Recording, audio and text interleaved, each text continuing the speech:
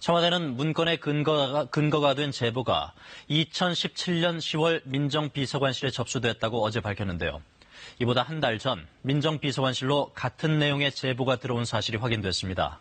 이 제보는 송병기 부시장과 접촉 후에 작성된 것으로 KBS 취재 결과 확인됐습니다. 방준원 기자의 단독 보도입니다. 김기현 전 울산시장 관련 비리 의혹을 청와대에 최초 제보한 사람으로 지목된 송병기 울산시 부시장. 울산의 한 아파트 시행과 관련한 비리 의혹을 전한 건 맞지만 이미 알려진 내용이었다는 입장을 거듭 밝혔습니다. 김기현 시장 측근 비리가 언론과 시중에 많이 떠돈다는 일반화된 내용 중심으로 이야기를 나누었습니다.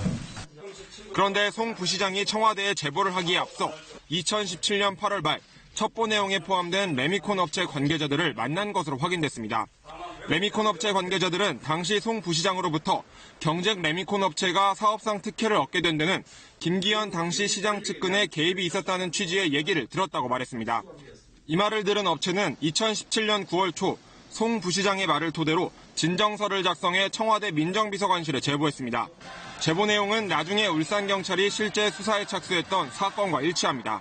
경우에 따라선 송 부시장이 사실상 제보를 촉발한 것으로 해석될 여지도 있는 대목입니다. 또 김 전 시장 관련 비리 첩보가 2017년 10월 송 부시장의 제보로 비롯됐다는 청와대 설명과도 차이가 납니다. 업체가 낸 제보는 이후 공정위로 이첩된 것으로 알려졌습니다. 검찰은 이미 비슷한 제보가 청와대에 접수돼 처리됐는데도 송 부시장이 다른 의혹들을 함께 취합해 다시 제보를 한 건 다른 목적이 있었던 건 아닌지 의심하고 있습니다. 해당 업체의 청와대 제보 문건을 확보한 검찰은 조만간 업체 대표를 참고인으로 소환해 관련 조사를 진행할 방침입니다. KBS는 이와 관련해 송 부시장의 해명을 요청했지만 답변하지 않았습니다.